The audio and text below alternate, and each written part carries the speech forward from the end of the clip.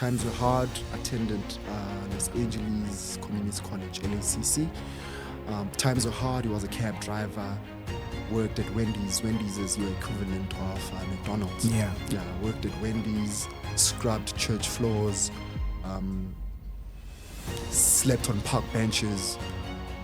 Cleaned toilets. And before, being at the right place at the right time. But through sheer determination and the courage to hustle and be seen by the person that will give you, the connect to the relevant person who would then give you a big break.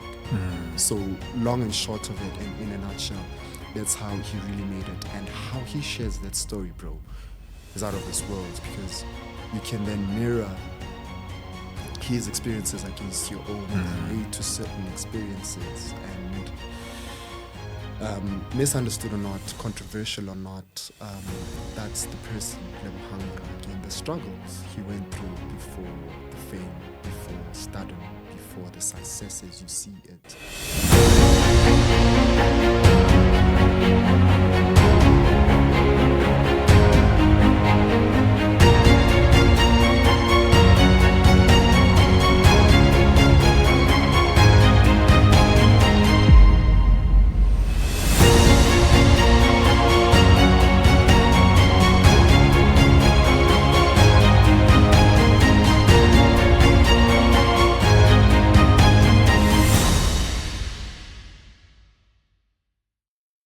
My brother, thank you so much for joining me on the show.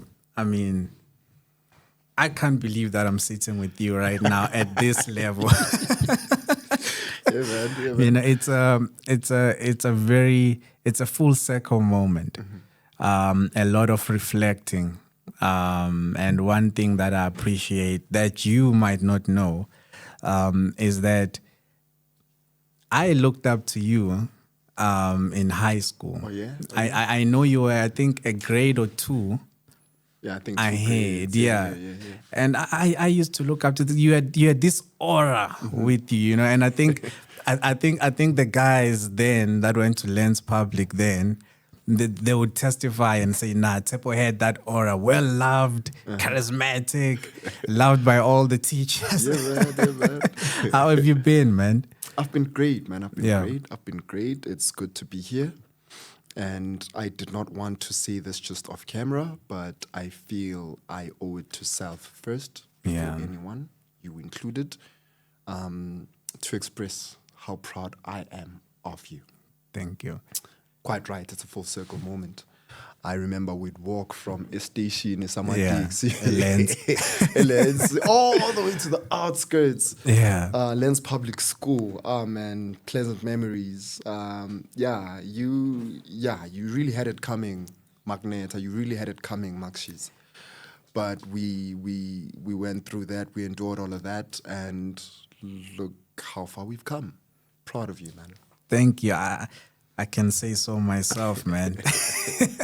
I can really say so myself. What's the biggest thing you remember most, man? For about your childhood and the school days that shaped you now?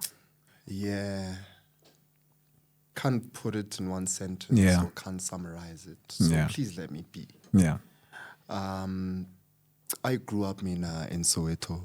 Born and raised in Soweto, stayed in Pimville at some point. That's my old grandparents' house.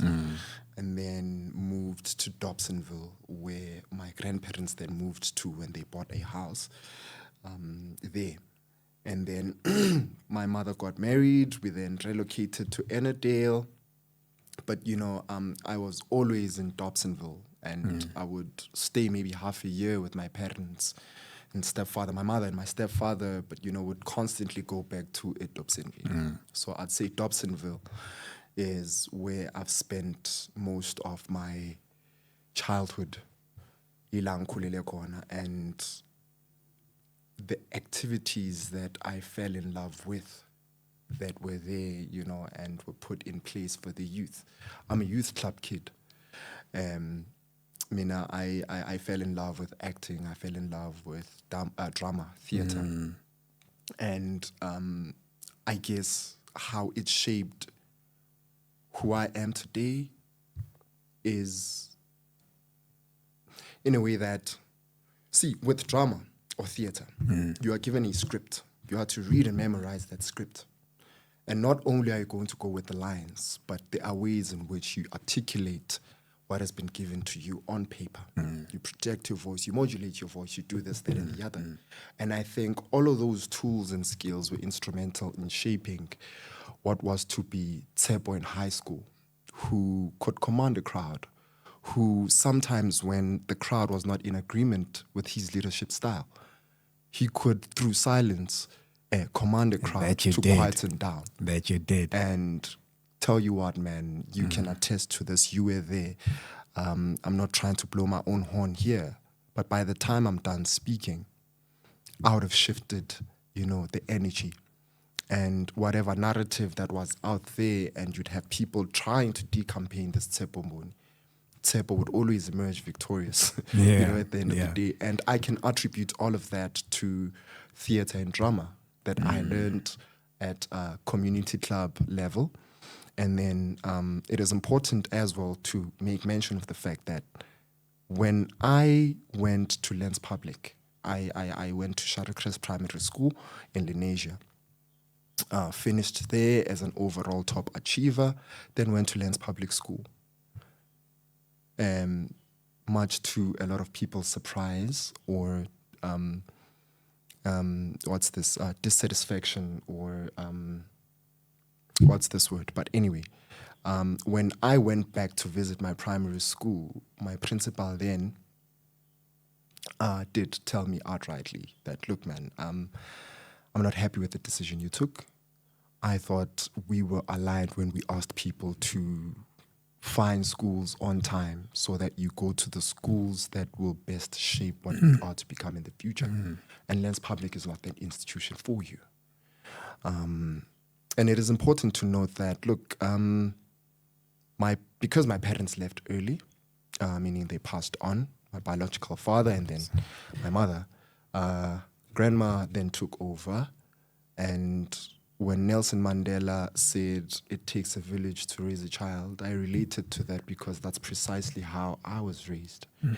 And I guess that then shaped the grounded Tshepo that you see even till this day. Uboma Bnandanga. So humility goes a long way. Respectful to everyone. Respectful to the men at the gate, the janitor cleaning the offices, cleaning your space up. Respectful to the guy oyenzingadi, the same way I would respect the CEO of the company or you that is running the show here, and such lessons and qualities to really follow and live by indlela engikhule ngayo, through being raised by the village, through being raised by the extended family. And that is why I'm big on family. My daughter turns 5 next month. Congrats, man. We're fathers now. Proud father. Proud father. Yeah. Each day comes with an amplified and elevated level of inquisitiveness. The more she grows, she's opinionated. Yeah. She's not shy, So yeah, that's me, and that's how much of a family-oriented person I am. So yeah, going back to my story with Lens Public School and how disappointed my teachers from primary school were to learn that I went to Lens Public School. They used all kinds of names to basically label that school, that, look, it's somewhere in the outskirts of Lenasia. It's somewhere in the outskirts of Lenasia. An all-African school in a predominantly Indian community. It's a breeding ground for hooligans. School for rejects. You name them. So I knew instantly that one had to develop a winning attitude and mindset. I had to win against all odds because odds were presented before me. I wanted to go to the National School of the Arts. I couldn't. I felt I should take it easy to my grandma. So went to Lens Public then. I do not regret the decision because through the platforms and the basically them letting me be and them letting me fly, as high as I could as a learner then, best shaped who I became today. Wow.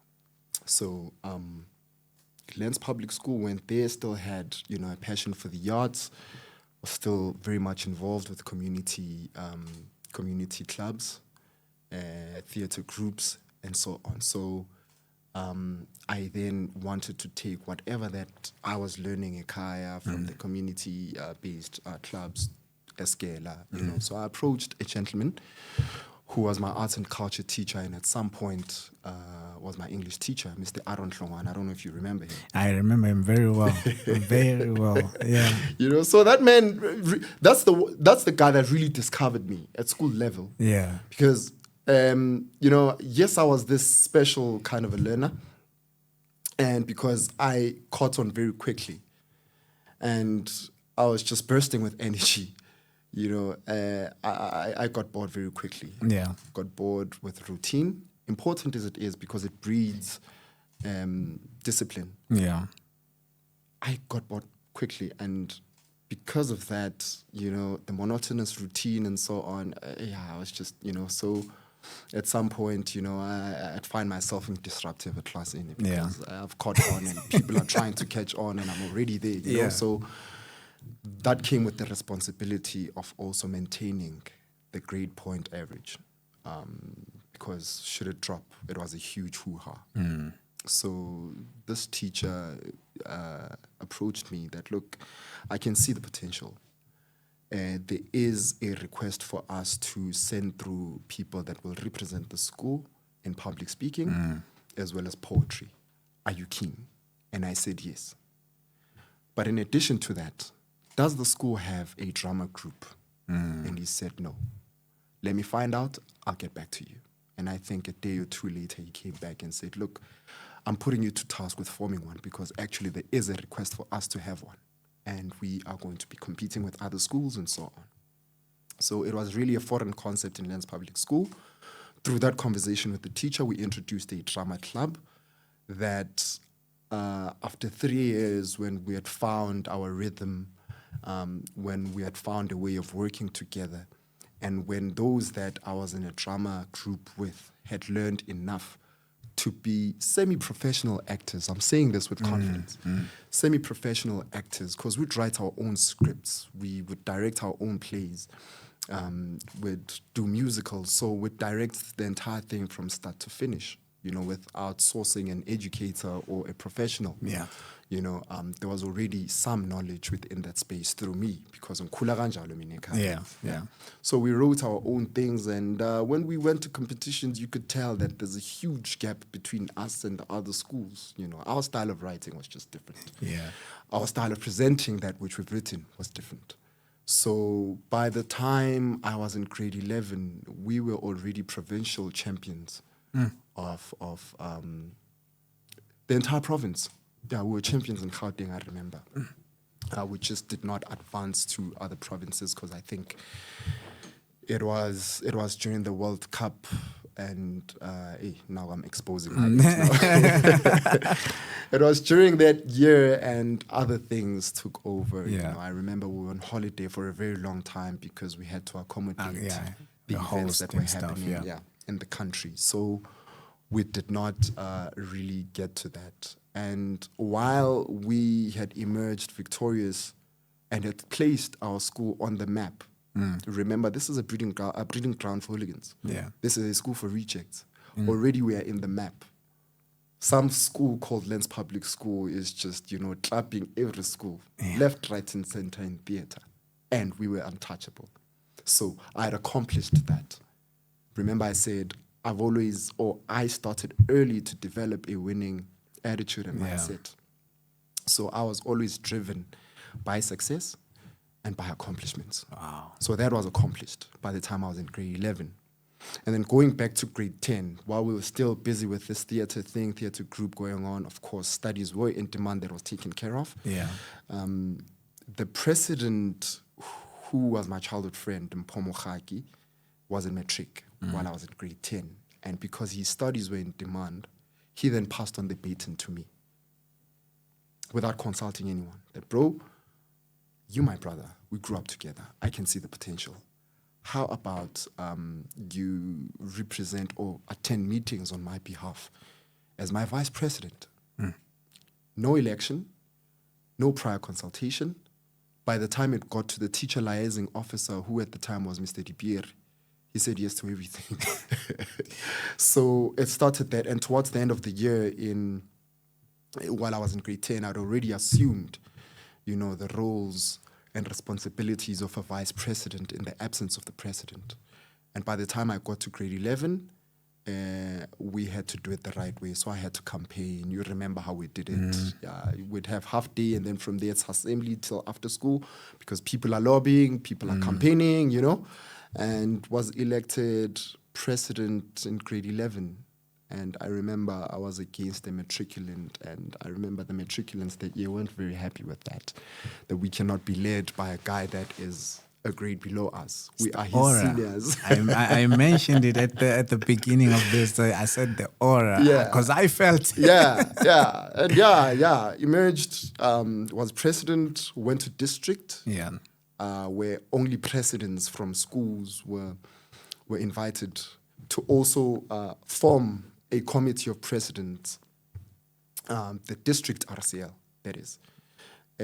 Went there, campaigned, but because I kind of wanted to find my footing, because I knew I wasn't just going to run as president for a year, I campaigned to be the public relations officer of the district.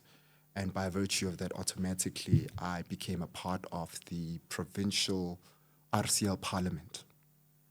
So all the schools in Gauteng, where all the presidents come together, I was there.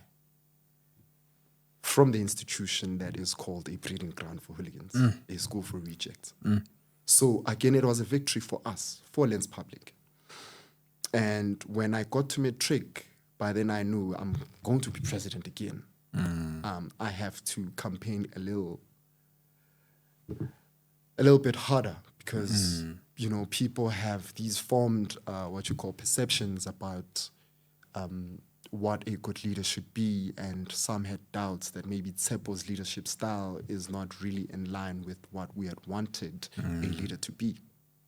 But once again, I had to reassure the masses at the time that I am still your guy. And I remember, it's ironic that I'm in a show called Success Unscripted, because I remember that's how I closed my speech. Wow. When I ascended the stage, I remember people booing me, and I gave them, enough time to boo me and finish. And then I spoke, Mchana. By the time I finished speaking, I engaged them that those that are in agreement with what I've just presented to you, may I see your hands, and let us all please shout success. I don't know if you remember that part. But there's a lot of moments I have of you in my head. Trust me, a lot. By the time I left the stage, I knew that I'll emerge again as president, because I not only spoke to the masses, but spoke to each and every individual there, because I remember in my speech, I touched on the things that stood out for a lot of learners as challenges at the time. Wow. And we were just, on a campaign to work on all of them. And look, you cannot achieve much within one term. And I think also you have to acknowledge and appreciate that we are in a school environment. Other things have to be prioritized and taken care of, versus student activism or politics. Because at the time I was also a member of the SGB, the school governing body. So, I found expression even, in the school governing body. And of course, I'd be mandated by the masses, to really raise the concerns that were there at the time. And then from school in matric, after emerging as president, went to district level. I wanted the highest position, that being the president. And as you remember, that's when the district instructed the school to buy me that white blazer. I think was there another that followed after that? I don't think so. No, till this day. Yeah. No, till this day. And I engaged the principal. I listened to them, and it sounds to me that they feel it was a huge mistake on their part to let me fly so high and let me do what I wanted to do. Because at some point, it all became very overwhelming. My studies were in demand. I remember I was a special learner who, passed with ease. I don't remember really studying that hard. And when I got to matric, it became clear that, look, I've kind of lost touch with what is important and what should be prioritized. But even so, we made it through and went to tertiary, went to college. Went to a public FET, formerly known as FET colleges, now called TVETs. And again there, because I was still traumatized by the fact that, hey man, I pushed too hard and took on so much, and it got overwhelming, and I do not want to experience that ever again. Wow. But when I got to college, you spoke of aura, you spoke of this, that, and the other charisma. And I think that's what they picked up as well when I was only raising issues that I found that... Okay, so when I got to college, maybe let me start it like this. When I got to college, I discovered that there was a program called the NCV program, where... when you get to your level 4, that's equivalent to a matric and university entrance. And there was a NATED program, Report 191, that you can only get into once you have your level 4 or your matric, because you do your 18 months theory, then you do your internship, 18 months practical, bring them together, submit them to DHET for one to obtain a diploma. And then from there, you can continue to a university to obtain your advanced diploma, from advanced diploma, your honors, from their masters, and so on. So you can build from that. So it is like a transfer degree, which in the States, they called it that. Yeah. It's like a bridging course type of thing. Yeah. So I went to college and discovered that while doing my NATED course, for every semester, we were expected to buy textbooks. It was a huge problem for a lot of students, especially those that did not have, and the textbooks were expensive.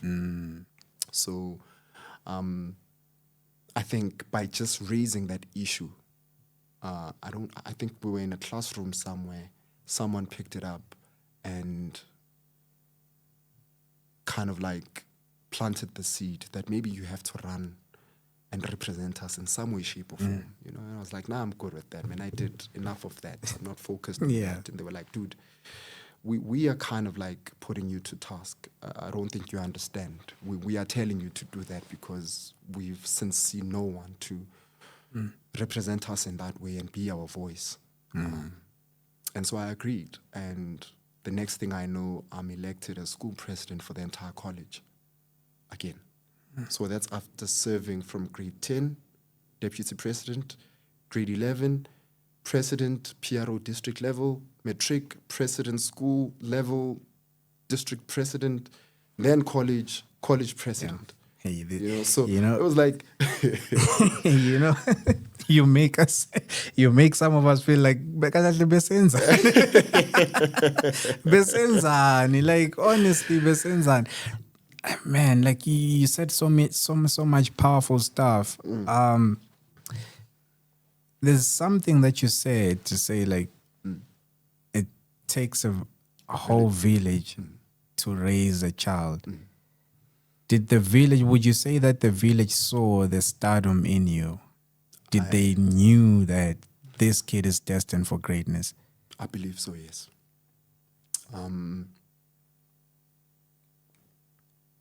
A lot of them did not say it until a certain point, and I was going to come to that. I was going to get to that. The mothers in the township, the neighbors, that is, my mothers, because again, I was raised by a village, and it did not have to be in monetary value. It meant a lot to me when umakhelwane, umama from my next door, would stop me and say, "My son, you look very nice. Your shoes have mirror shine. I've never seen shoes shine this much." Yeah. And when you come back from school, you get questions like, "Oh, saya or uyabuya school?" I'm you know? Yeah, yeah. That alone would make my day, and it would make I'm watched by people who are expecting a lot from this young man. And it was known that, look, umfana wethu ukhuliswa ugogo. And I think that is why he's so respectful. And we appreciate that about him. Some would, express that in not so many words. So going back to emerging as president at college level, and I guess my work ethic, humility, my character, and as you say, charisma. My name made it to rooms or boardrooms at the time, rooms that I'd not set foot in. You follow? Yeah. My name made it to rooms I'd not set foot in. Because my work, my achievements, and my accomplishment by that time, at that time already, were speaking on my behalf. So I remember being approached by the deputy principal of the college, Ms. Matseba, who then said, "Look, there is an opportunity that the president that you succeeded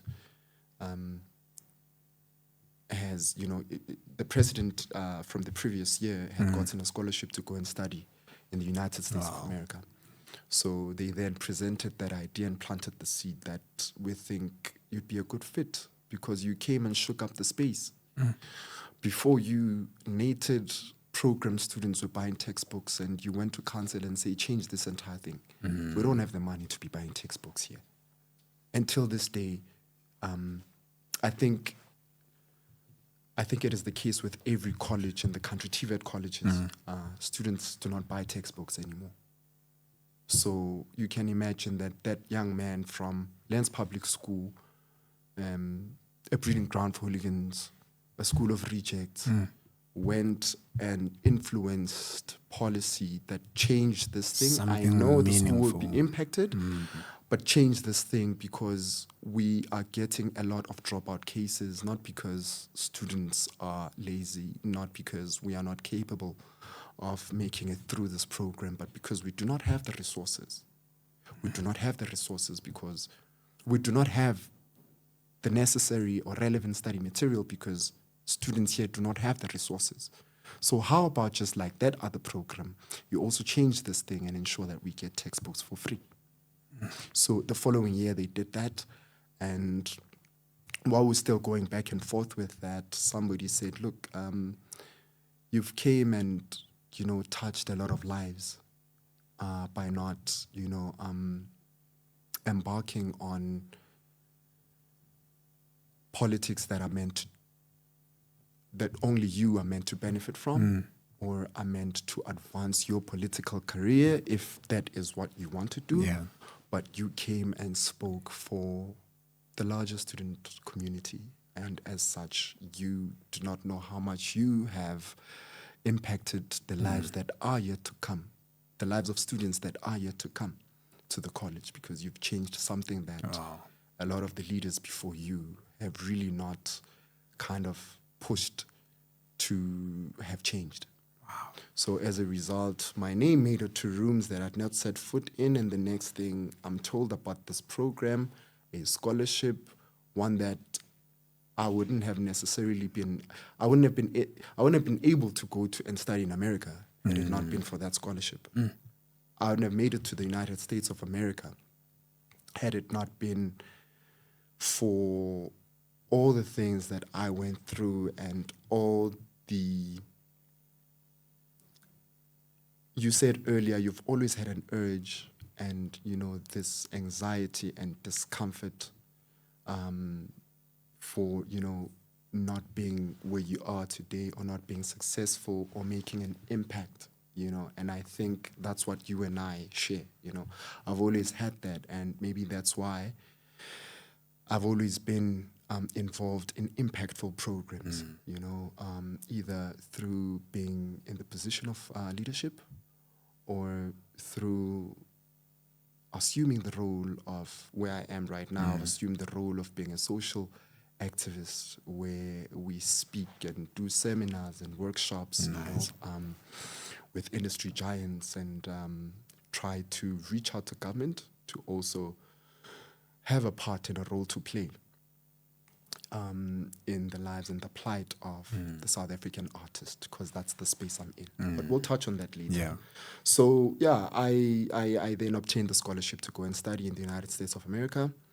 Studied business management there, again, because theater has always been a passion of mine. Yeah. I get bored with routine. So, I joined clubs like your drama, theater. No. I joined the Black Student Union and was elected there as the vice president. This is in the U.S. This now. is in the U.S. now. So I get elected as vice president of the Black Student Union. So we then had a lot of programs that we did under that club. I remember, like in February, you'd have your Black History Month, where we celebrate Black excellence. Yep. So we'd have programs, and I'd come with what I was good at. Yeah. Theater, poetry, and so on. But that to share messages about where I come from, the inequalities of our country. I remember I wrote an entire poem during a speaking word session about a shack and what goes on in a shack and the stories thereof of the people in the shack and how that then affects the entire community and therefore the entire country. Yeah. So, do you want to touch base on that? Just give us a taste. Do I even remember the poem? But it was inspired by a brother of mine. Yeah. Took bits and pieces of the poem he had written, and then I, took that poem, embodied it. Took a bit of what I used to do in the classroom in high school. I was a pure math and physical sciences learner. So, you'd have your trigonometry and so on. So you'd have, so I infused all those elements to try and tell a story about a shack and what happens in a shack and how that, Konjithini le poem, Mr. Manjate. I think it'll be a good close. Yeah. I'm interested now to know, you said now you're in the United States. Mm-hmm. Is there like a lesson or something the United States taught you that here at home you wouldn't have?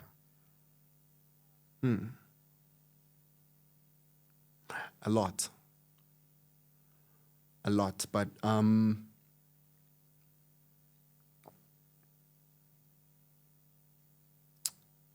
I knew from when I was in the States that, success cannot be contained in a box. Let's start there. And you get to learn and realize that it becomes tangible when you are out there alone with no one, doing it by yourself. There's an element of independence.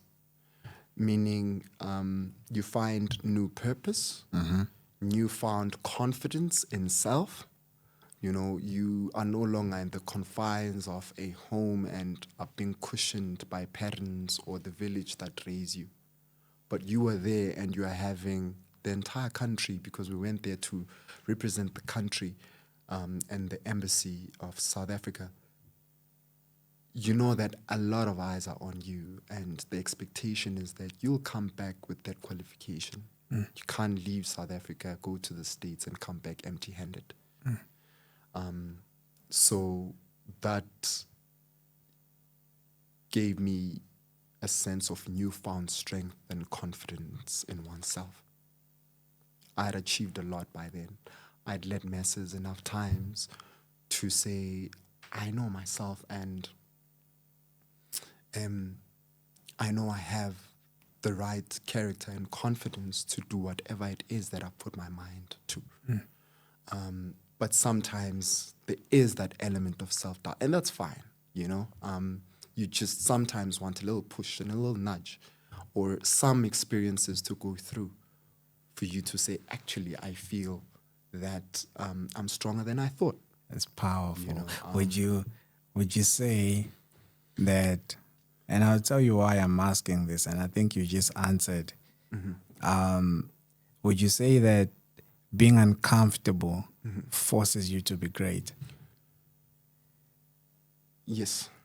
I think that's how all rare gems are processed.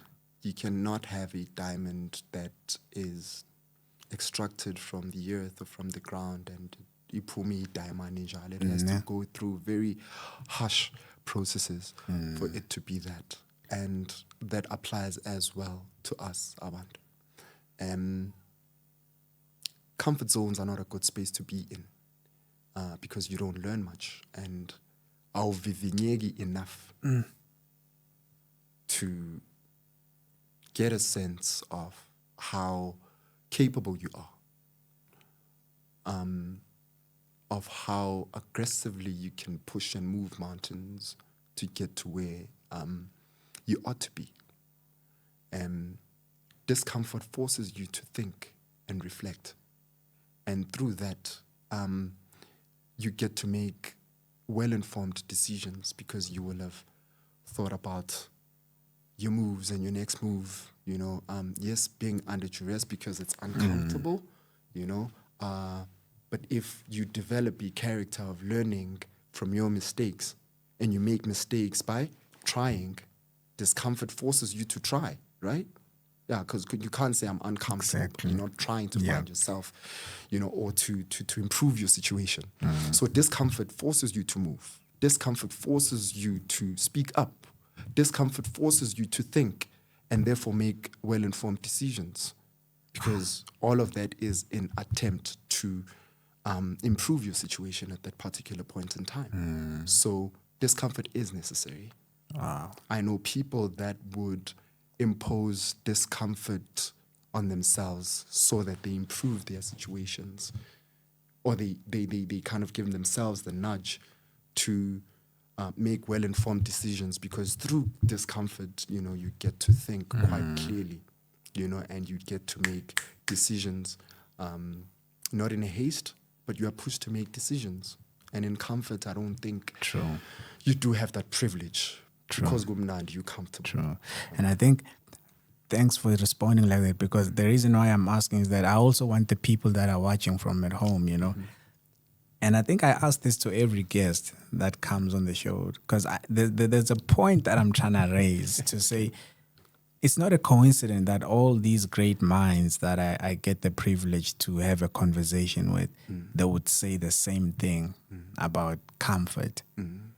So clearly, there's something to gain from discomfort. There's growth there. That's not a coincidence. And I think that's the point that I'm, you know, you know. But talk to me now. This whole success, aura, everything, you've been proving yourself from high school, college to the United States, and you also have this passion of drama, acting. How was the feeling when you got your first acting gig? Because I know I've seen you in a couple TV series. Yeah. One being Rhythm City, Stembi, so on and so on. The first two acting gigs Yeah. were cameos. That is Rhythm City and Istembiso. Yeah. And I got a call from my agent at the time. And, you know, I was just told that, look, and I think you interviewed her some time ago. I got a call from her and she said, look, there is a role that, you know, is for you. Just show up, here's the script. No, actually, they just sent me the script. But here's the script. Show up on set on such and such a date. The GP's town is Timbizo. Went there, nailed the role. And I think a few weeks later, a similar email popped in. This time it was Rhythm City. I played a similar role that I played in Rhythm City. Didn't make much of it because I think I did not work hard enough for them. You know, they were there already. And mine was to just read the script, go there, do my presentation, and that's done. Until I was asked to submit a self-tape. It was a centenary function where they were celebrating 100th birthday posthumously, Gatatu Nelson Mandela. And heads of states from around the world and in the country, you know, different political parties were there in attendance. And I remember former President Barack Obama, who I was meeting for the second time at the time, was there. Now, that speaking engagement, yes, I was called upon as an actor, but it was really a speaking engagement where they took extracts from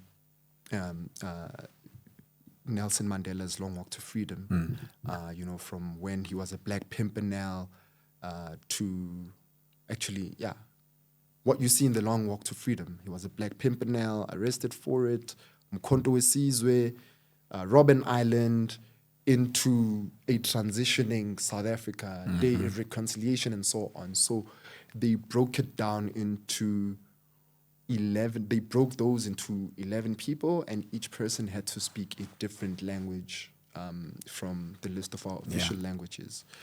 So it was a special occasion and a special gig, and I remember even having dreams about it before it happened. I didn't know Barack Obama was going to be there. I did not know I was going to be addressing President Cyril Ramaphosa. Was already in office at the time, and we were addressing all of them. So that, for me, was a special gig.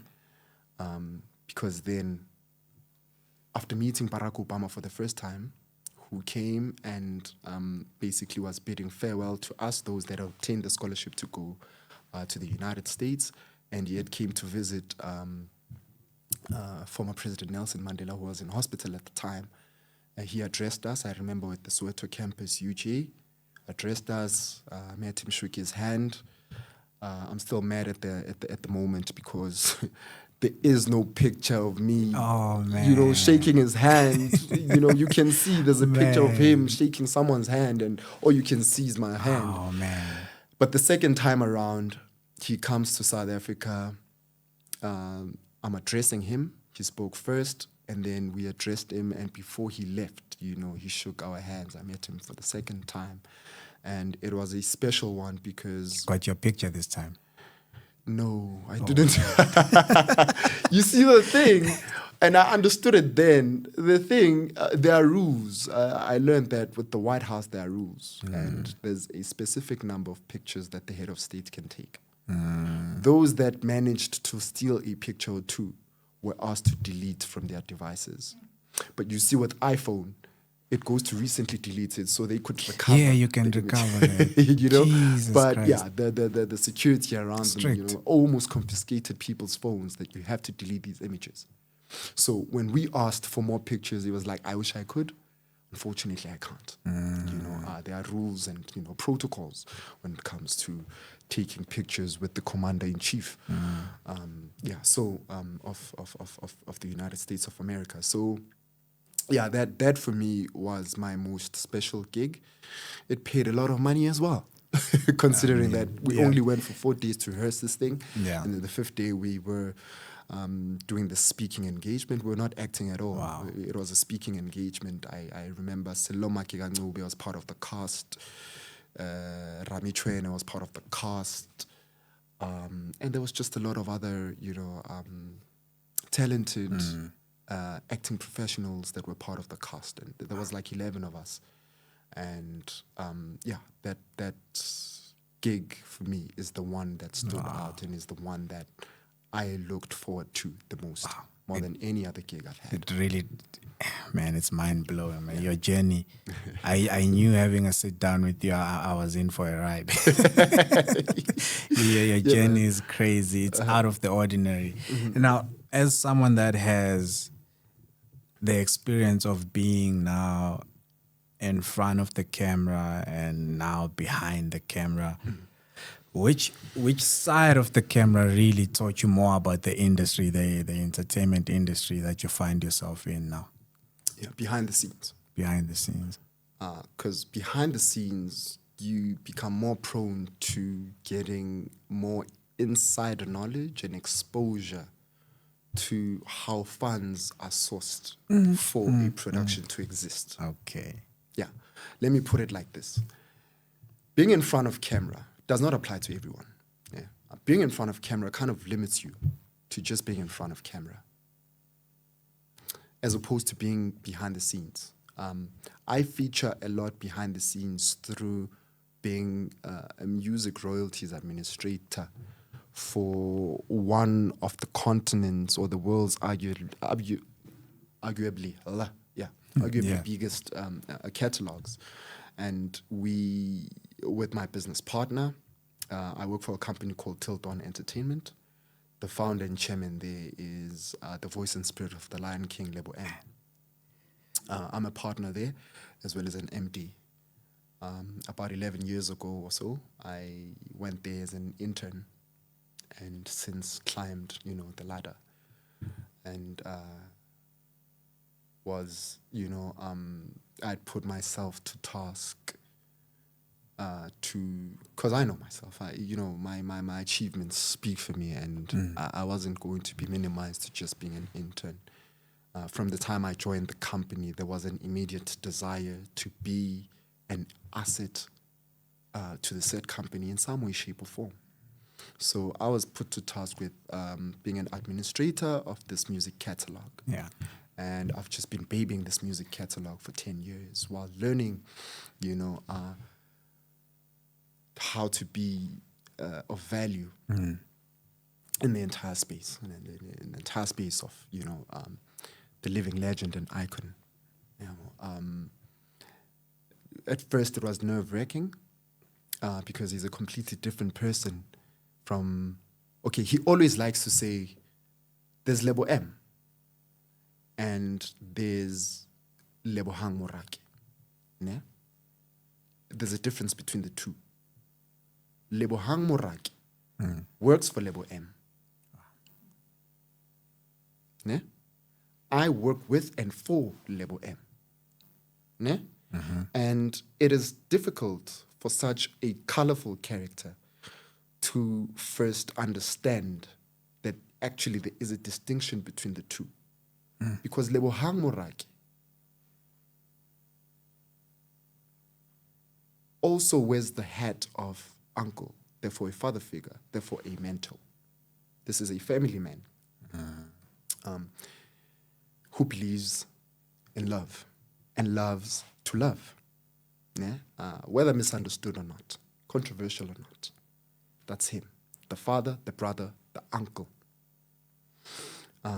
who has his flaws, who what I appreciate the most about him, I know somebody else would say, no, but isn't it a mind F? And doesn't it always blow your mind, to be in the same space with this guy and he walks into the office? Literally, that's the question I wanted. It's like, doesn't it blow your mind that the voice of the Lion King, my brother, is in your office? Yeah. Yeah, so I was getting to that if you are constantly caught in that euphoria that this is the Lion King, then that is development hindering in a big way, because you find yourself in this unnecessary and unwanted excitement, because that then holds you back from being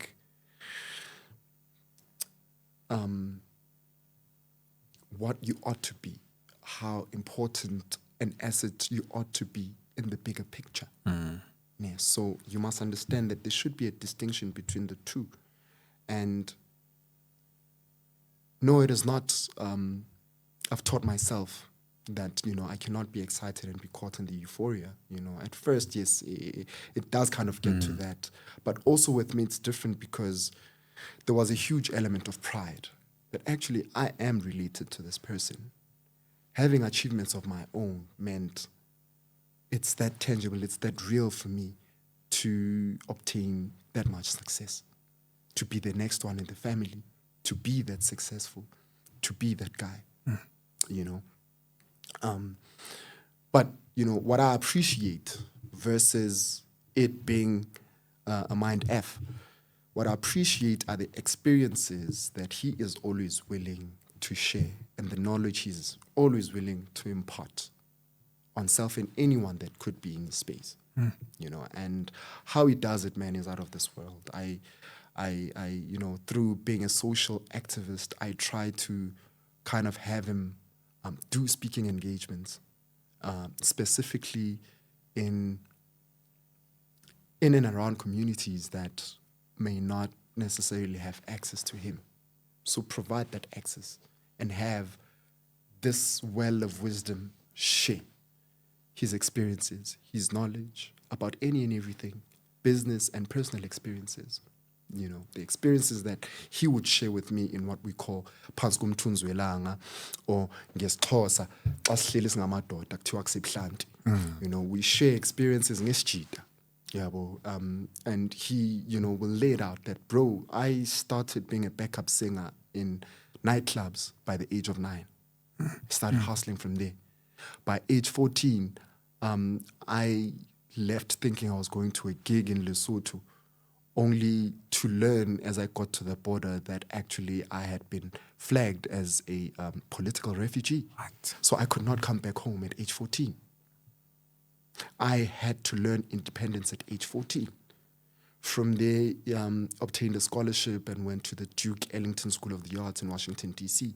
That's where he attended high school through the Desmond Tutu Scholarship Fund. And then from there, moved from Anacostia, Washington, D.C. to L.A., South Central L.A. Times were hard, attended Los Angeles Community College, LACC. Times were hard, he was a cab driver, worked at Wendy's. Wendy's is your equivalent of McDonald's. Yeah, worked at Wendy's, scrubbed church floors, slept on park benches, cleaned toilets, before, being at the right place at the right time. But through sheer determination and the courage to hustle and be seen by the person that will give you, the connect to the relevant person who would then give you your big break. So long and short of it, and in a nutshell, that's how he really made it. And how he shares that story, bro, is out of this world, because you can then mirror his experiences against your own and relate to certain experiences. And misunderstood or not, controversial or not, that's the person, Lebo Morake, and the struggles he went through before the fame, before stardom, before the success as you see it.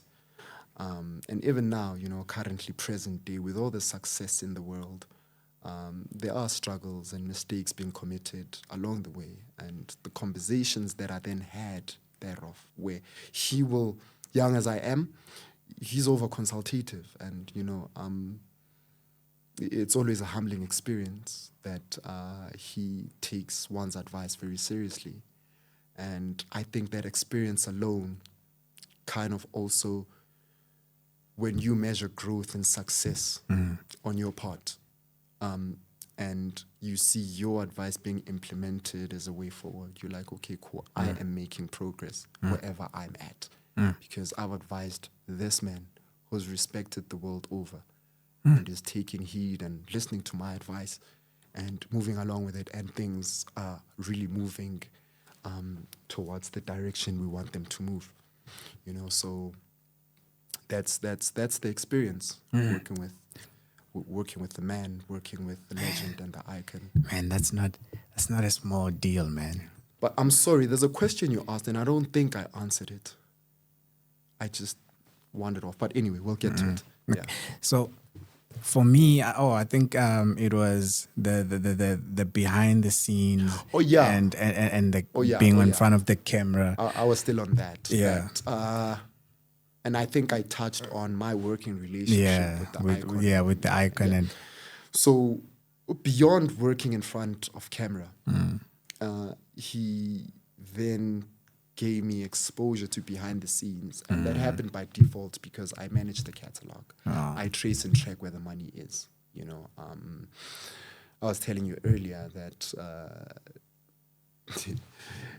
as an independent music royalties administrator, I think through the catalog that I administer, I've made more money than any music rights or music royalties administrator. and you see, this is what I want to know, Yeah. Tshepo, is that, you know, because I'm speaking from the point of people watching who you inspire and stuff. Because I see a lot of trend. People just want to be famous, be in front of the camera, and I think they're missing out on the business side of things that happens behind. So where would you say where the money is? Yeah. Look,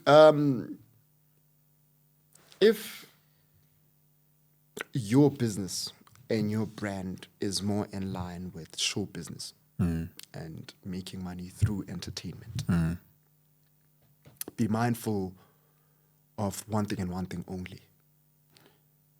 Read the contract before pen meets paper.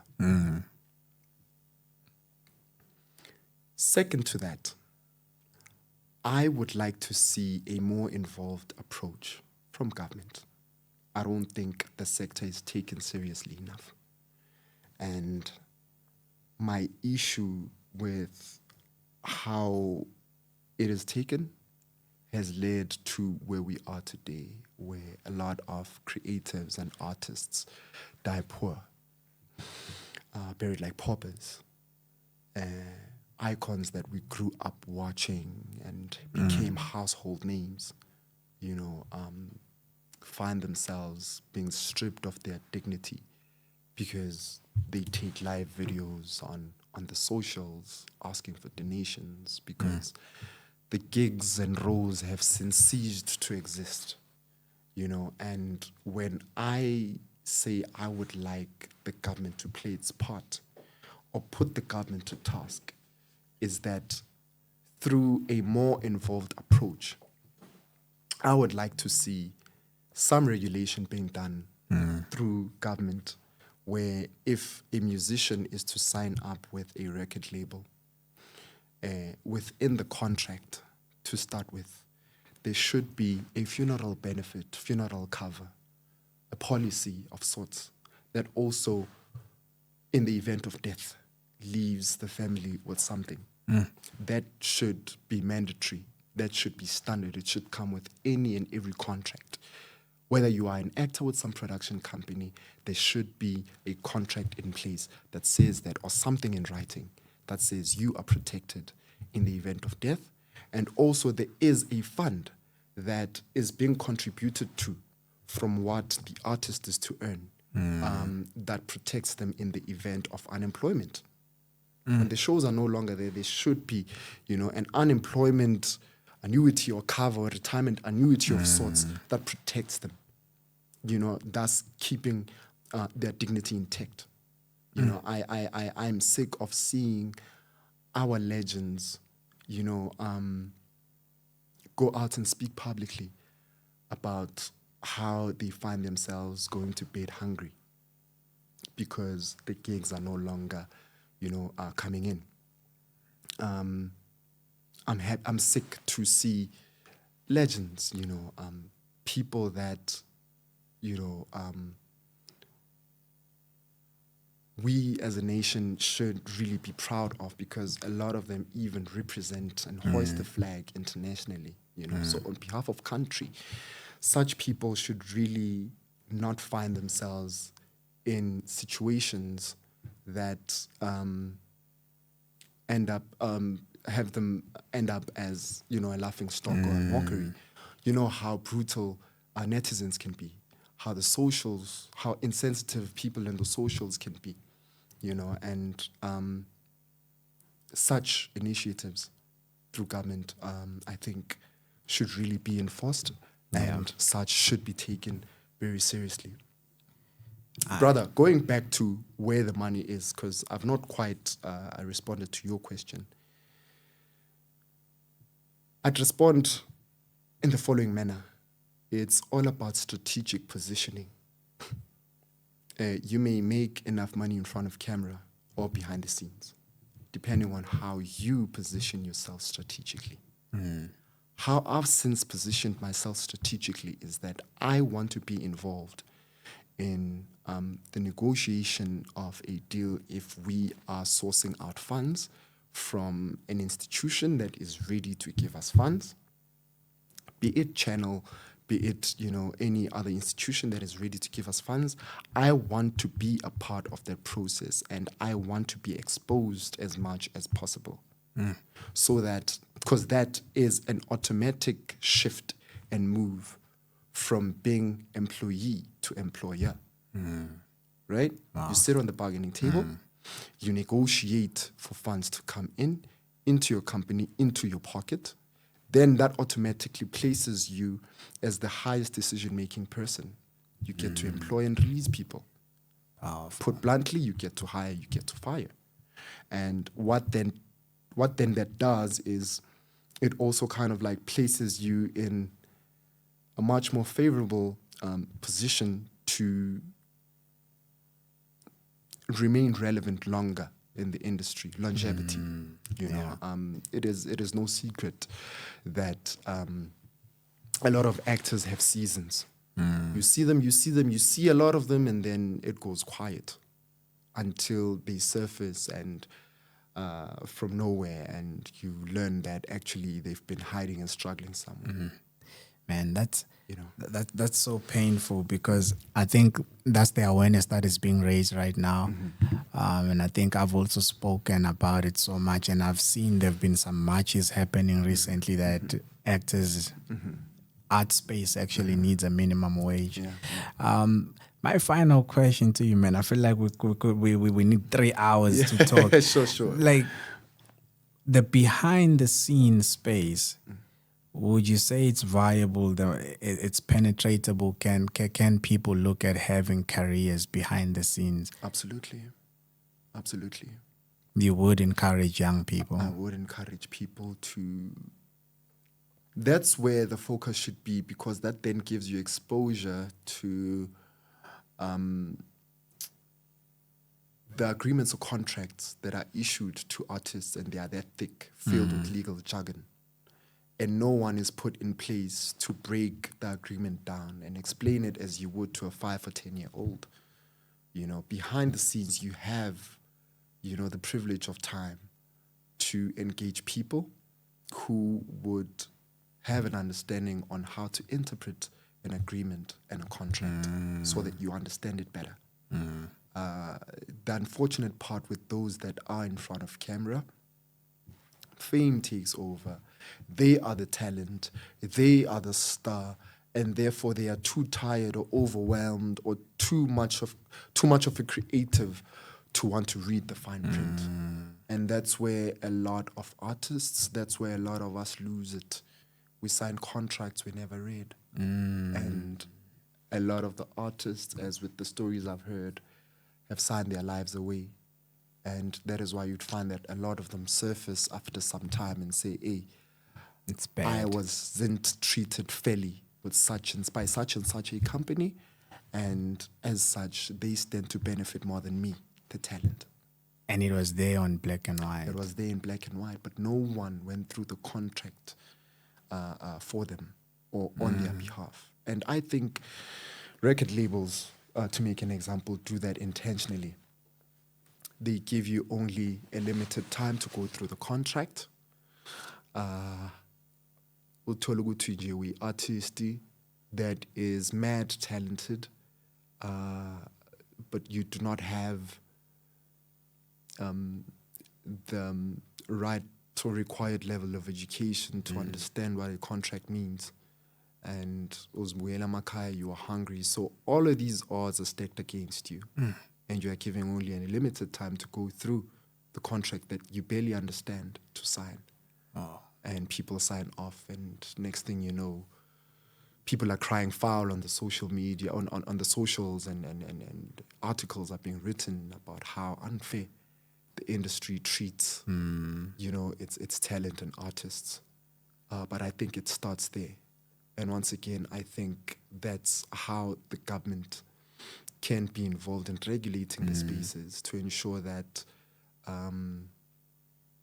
contracts or agreements are being reviewed on behalf of artists, and they are being explained to in layman's terms if you have to. And any and each artist that goes into a business deal with whatever company they are signed up on, record label, whatever, they do understand the contents that are there. Wow. Yeah.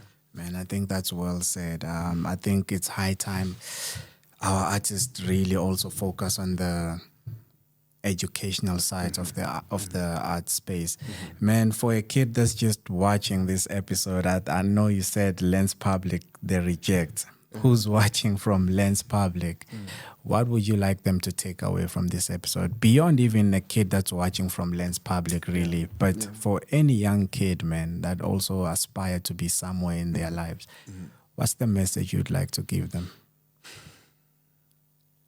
I know I'm addressing a nation through a platform, but please allow me to say, black child, it is possible.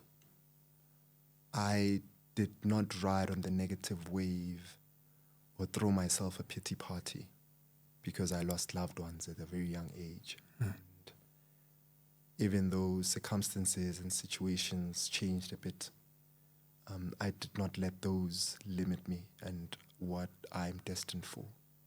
And I think through persistence and the desire to be something great, no matter my background, where I come from, and my life's experiences,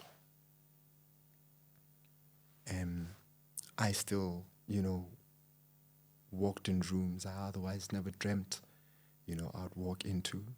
I mingled and engaged and networked with who's who around the world, not only in South Africa or Africa as a continent. And if I have achieved such, I don't see how any kid, I don't care where you are, would not be able to reach that. So it is possible. Oh, man. Thank you so much, brother. Thank you so much for honoring me with your time, man. I don't take it lightly. For me, it's a proud moment, really. From a guy who was in Lens Public looking up to you, and for a guy who was in Lens Public and did well, man, this is really amazing. And I think we can both say that we are proving that it is possible. And to you, our audience, thank you so much for joining in this conversation. If there's anything that resonated with you in this powerful conversation with Tshepo, please do like, share, comment, subscribe, hit that notification button. Do whatever that you need to do to make sure that people hear this amazing conversation. This is Success Unscripted, and I am Peter Manjate. Till the next episode, take care. Thank you.